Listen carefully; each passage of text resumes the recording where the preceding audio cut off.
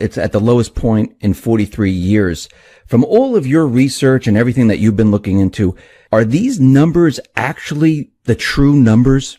Well, a lot of it's a matter of definition, and the other's a great deal of interpretation. In terms of let me hit the simplest first, which is the low level of new claims for unemployment insurance. I contend the economy never really recovered and actually started to turn down again in at the end of 2014. What you've seen here has been an extraordinary economic downturn that started probably late 2006. You saw that with in the construction trade and began to spread, and the formal recession hit the end of 2007. The economy formally collapsed into 2009, worst collapse we've seen since the Great Depression. And if you believe the government numbers after that, you had a sharp economic rebound where the gross domestic product adjusted for inflation, the real numbers as they call them, now are strongly above, at least 10% above where they were at the peak of the prior economic cycle. But you're not seeing that in any major economic series. Many are still below their peaks of the prior cycle. Even employment's only up 5% or such. And there are a lot of problems with the employment numbers. But in terms of the new claims, big issue here all along has been as the economy hit hard, companies started to lay people off. They cut back on their fat. They got down to their basically core employment. And once you're there, there's not too much more laying off that you do. And you're cutting into you're beyond the muscle, you're cutting into the bone, it becomes self-destructive.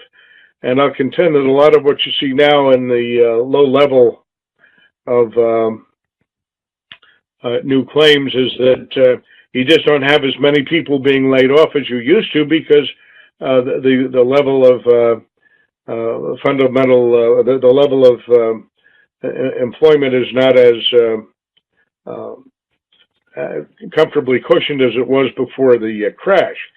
The other issue is that those numbers are just worthless week to week, particularly around holidays. They've never found a way to seasonally adjust for that, so you get around Christmas time or New Year's Eve or Thanksgiving, those numbers jump all over the place, and what you see one week will tend to reverse the next week. I don't think it's a particularly good quality series. In terms of the unemployment rate being so low, there's an absurdity there that is tied directly to definition.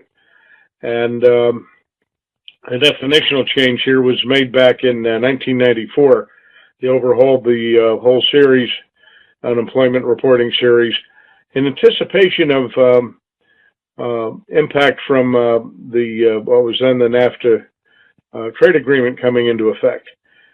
And the effect there was that they expected and knew there were going to be a lot of jobs lost offshore. You'd have plants shut down in towns where those jobs might not be quickly replaced, and so they moved to redefine what they call the discouraged worker. People wanted to work. They went out and actively worked, but couldn't find a job, and eventually gave up looking for work. But they still wanted to be employed. The headline numbers that you get, the headline unemployment, and this is the definitional end, the one that's is down, at the moment down below 5%, but you have the Fed arguing that, oh my goodness, 5% traditional full employment. I'll get to that in a minute, but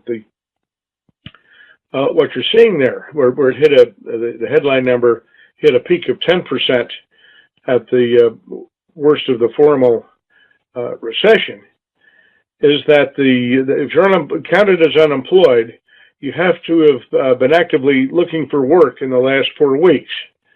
If you haven't looked for work in the last 4 weeks, you'll be counted as a discouraged worker and moved out of the headline employment numbers and be counted as a year in a broader measure they call U6. The headline unemployment number is U3. The U6 includes the discouraged workers. People discouraged for a year, they haven't been looking for work because there are no jobs to be had. But after a year, they're no longer counted as in any of the formal unemployment measures. Before 1994, there was no time limit on being discouraged. If you were a displaced worker and you'd given up looking for work, but were still, looking for work if it were available, you'd still be counted as a discouraged worker. So that what happened here is that through much of the cycle and the so-called recovery here, there are two ways that unemployment drops. The happy way that the unemployment rate declines from 10% to 4% is that or 5% is that people who are unemployed become reemployed. They gain jobs. Employment grows. And that's with the normal business cycle what you see. But the unemployment rate also can decline if the unemployed are defined out of the labor force and they're no longer counted as unemployed even though they don't have jobs. And that's what's been happening here. The unemployment rate simply is the number of unemployed divided by the headline labor force. The labor force is the number of employed plus the number of unemployed. And if you reduce the number of unemployed because they haven't been looking for work, the unemployment rate drops. And a great deal of the decline in the unemployment rate here has been due to people giving up looking for work. The U6 rate initially was up to about 17%. But now with the jobs that even there after a year, if you're a discouraged worker, you get defined out of existence after a year. So even the U6 rate has come back down. It's still around 10% as opposed to the headline number that's a little shy of 5%. I have what I refer to as an alternative measure where I estimate the long-term discouraged workers, the displaced workers, including going back to before 1994 and reworking the numbers from that point on. I've got an unemployment rate right now, it's a little shy of 23%. Again, you can define these numbers any way that you want. I would contend that if you went around and asked the average person in the United States whether or not he or she was unemployed, you'd end up with an unemployment rate close to mine. And people will tell me, oh my goodness, that's up around, in the Great Depression, the unemployment got up to 25%, we're pretty close to that. That's not completely comparable because back in the Great Depression, somewhat over 20% of the population or the workforce was on farms, and today it's less than 2%. So that if you looked at the non-farm unemployment, I mean, people even had families on farms. People go live with their people, with their cousins who had farms during the Great Depression. So that's where the 25% unemployment rate was. If you look at the non-farm unemployment rate in the Great Depression, it's estimated at peak level about 35%. And I think that's a reasonable comparison to my number. We're well shy of that. It's as bad as we've seen since the Great Depression, but it's not that much worse than you've seen in some of the big economic declines we had in mid 70s or the early 80s. I wanted to move on to GDP, and we know throughout Obama's term he didn't get a quarter above 3% until last quarter. Right before the election, all of a sudden GDP went up to like 2.9%, then it was revised to 3.5%. And when you look at the GDP numbers, do you believe that the last figures that are out, that we actually hit 3% GDP? And actually, what is the real GDP number? Well, I contend the real GDP number is flat. Again, if you look at the formal GDP, the economy collapsed into 2009 and then just basically rebounded, kept going higher and higher and higher, and it's well above its pre-recession high. That's due to two factors. One, the GDP series has been redefined in the last couple of decades to add in all sorts of defined niceties that are purely theoretical, but the average guy doesn't see them from a meaningful standpoint in terms of economic activity. For example, adding in intellectual properties. Big changes in the GDP due to the fact that the U.S. television network imported intellectual property from Brazil with the Rio Olympics. You have a movie, you put a long-term value on it, they plug it into the GDP. You take away all that nonsense here and a number of underlying assumptions that have been altered over time, that knocks a lot of the headline GDP growth out of there. But putting that aside, there's a major problem with inflation. And inflation has been redefined over the years. One of the factors is what they call hedonic quality adjustments. And what's done there is if a product goes up in cost, it could be due to inflation, or maybe there have been quality changes that are measurable and that have upped the cost of the product, and you need to adjust for quality. And that's a legitimate issue. There are quality adjustments here that are very difficult to measure. And again, they've introduced a computer modeling to estimate them. The average person doesn't see these issues. For example, going back in time, one of the early examples was government mandating new emissions reformulations for gasoline. And what it did when this particular formulation was mandated and went into effect was it added 10 cents per gallon to the cost of gasoline. Now, the average person didn't recognize that extra 10 cents as being, oh my goodness, I'm getting more, I'm getting better quality air because of this. They're moaning and groaning as they fill their tank to go to work. The gasoline's costing them more. And that's, nonetheless, the government didn't put it into the CPI, didn't get into the headline inflation numbers, although they later retrenched and reversed that. The concept is there with a lot of issues where the government determines that there's a quality improvement, but the person who's buying it doesn't have an option in terms of not buying that quality improvement. And as a result, nonetheless, the headline inflation number is reduced. Well, the GDP, as it's reported, is adjusted for inflation. And if you overstate inflation, you artificially depress the GDP, the real GDP, the inflation-adjusted GDP. And if you understate inflation, you artificially boost it. Well, with the introduction of these hedonic quality adjustments, making adjustments, for example, to computers, the effect there was to artificially reduce the GDP implicit price deflator, the GDP inflation measure, boosting economic growth. And when the United States did this, other countries such as Germany and Japan didn't follow us, at least not right away.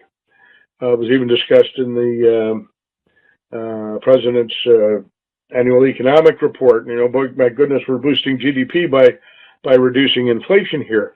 Well, yeah, over time, the difference now is that you're seeing about an artificial reduction of 2 percentage points in the GDP, which means that the GDP is overstated by about 2 percentage points after inflation adjustment. And if you knock out those understatement of inflation, what you find is that the GDP, instead of rebounding from its crash into 2007, basically has been flat. And we're seeing that in a number of areas, ranging from some elements in industrial production to the housing market. We've had an generally increasing trade deficit. I'll come back to them, but just getting back to that GDP number for a moment. By changing the way the inflation was calculated, the U.S. all of a sudden was showing stronger economic growth in countries such as Japan and Germany on a relative basis as what had been shown before. Germany and Japan initially didn't change their deflation methodology, so that this period of protracted weak growth that was seen, for example, in Japan, largely was due to just how people were deflating their numbers and just utter nonsense. And so the GDP is the most worthless of series, even though it's the most widely followed. It's been heavily manipulated over time.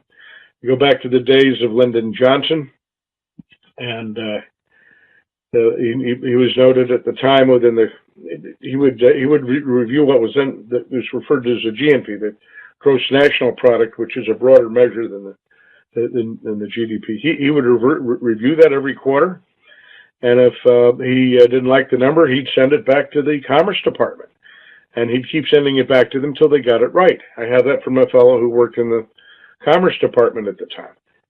At least, this is back in time a little bit.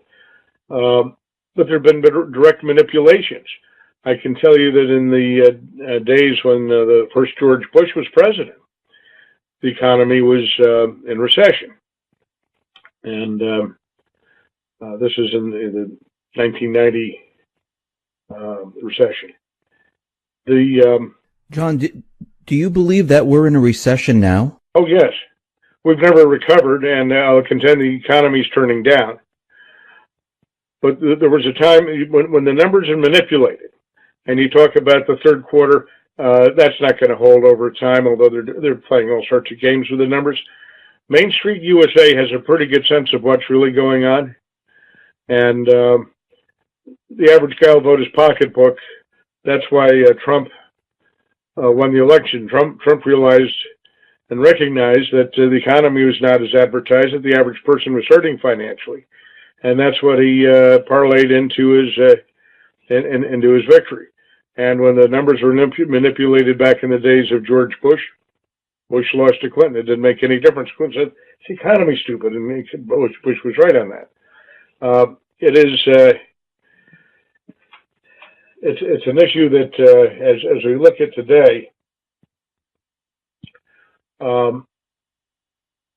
my contention is the GDP, the broad economy, started to turn down again in December of 2014. There was some recovery off the bottom in the middle of 2009, but it never got back to its pre-recession high.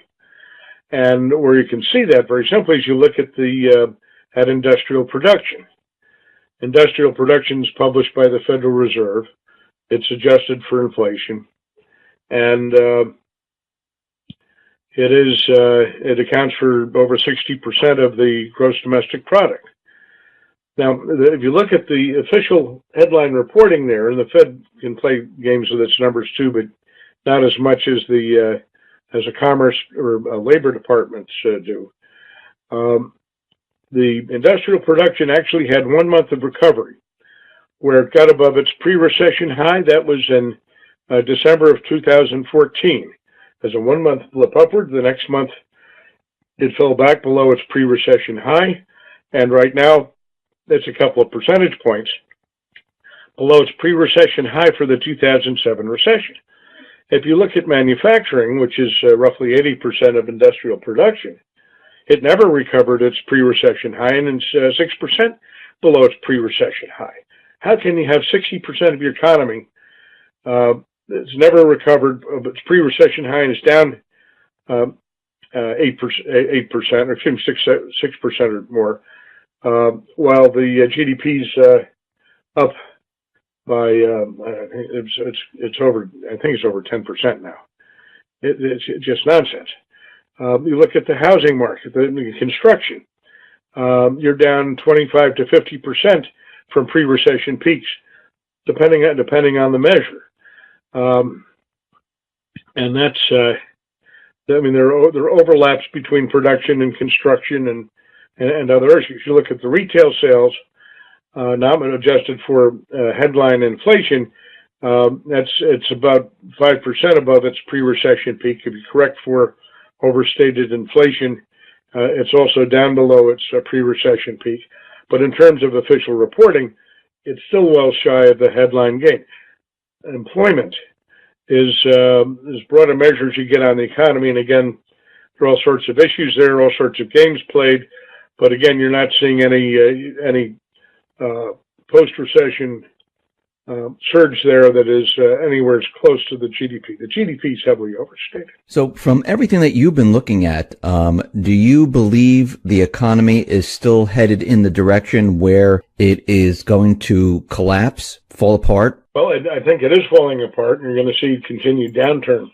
Now, we have a change in administration coming. Mr. Trump has recognized the economic problems, and he's promised some stimulus, and stimulus is good here. It'll help. There are a couple of problems, though. One is stimulus, either cutting taxes and or increasing government spending, will have positive impact on economic growth, but there's a lead time, roughly a year. It'll be early 2018 before you see impact from the stimulus measures, assuming they get enacted shortly after his inauguration. There's going to be some short-term issues with the near-term budget deficit. There's some big problems there. Long-term, we have long-term insolvency at the moment in place in the U.S.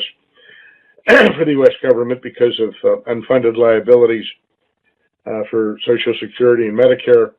And if you discount the liabilities, the obligations there, the net obligations for inflation, the cost of money, what do you need to have in an account today to cover that in the future? We're looking at a shortfall, net shortfall, well in excess of $100 trillion. That cannot be covered under any circumstance, shy of just printing the dollars to pay it off, which creates a hyperinflation. And the financial markets are concerned about that, had been concerned about that. That's going to become a refocus of the global markets, as I'm seeing it, as the deficit picks up a little bit on a short-term basis. So that's an issue that's got to be addressed, and that's a difficult one to address. And then you have the Fed that's impotent, it's befuddled. They're saying, "Oh my goodness, we got full recovery now. We can raise interest rates." Well, they did that. They did that back December of last year, and they did nothing but cry wolf for the next year. The economy is going to have them in a position they're not going to be raising rates for the near term and near term. And as the economy increasingly picks up to the downside, I mean, to the extent you had a little boost, artificial boost in that third quarter number, GDP number, you're already seeing a very sharp relative slowdown in the fourth quarter number. That's going to be out. You're going to be dropping into the second quarter of 2017. There's going to be a lot of pressure on the Fed to go back to quantitative easing. The quantitative easing does nothing to stimulate the economy. It never has, but they use that as political cover. We've got to stimulate the economy. They use that as political cover to provide liquidity bailouts to the banking system. And the banking system is their primary concern here. A weak economy puts solvency stresses on the banking system, and that they will address. So that we've got the Fed that's going to be backing off from their raising rates. You've got concerns over the budget deficit to be coming up, and this is despite the stimulative action that'll be hitting in 2018, and I think you're going to see that will negatively impact the dollar, which is going to give you very difficult markets before the middle of next year. Next year. That's current. Forget we're in 2017. Before the middle of this year. So do you think, with Trump in office, do you think he'll be able to turn anything around, or do you think that the economy will head into a depression during his administration and he'll have to weather the storm through all of this? Well, if anyone has been given a mandate for change, he certainly has. I mean, he ran on change, and if he doesn't get it, presumably he can use that as a tool to lever the next congressional elections in his favor.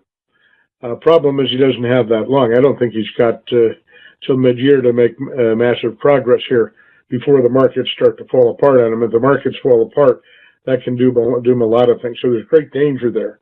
I do think he's going to do his best to resolve it, and at least he's got a tacit approval on fiscal stimulus, which will be helpful to the economy.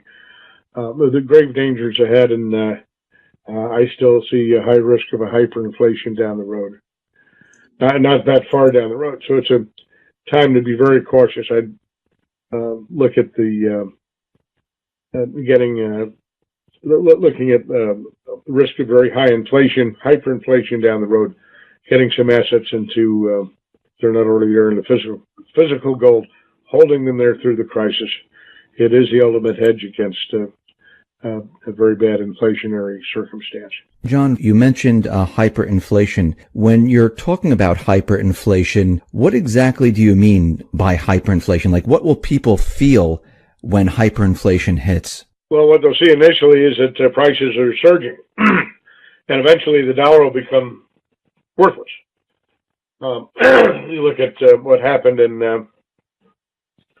the German Weimar Republic, common comparison point, but that's when you have a hyperinflation, the currency gets debased, they print the money to meet obligations, and that's what Greenspan said. Hey, people raise risk. Oh, the U.S. is at risk of defaulting on its debt, and Greenspan said very simply, the U.S. will never default on its debt because its debt's denominated in dollars, and it has a printing press that can print the dollars. Yeah, and that's what gives you full debasement of the currency.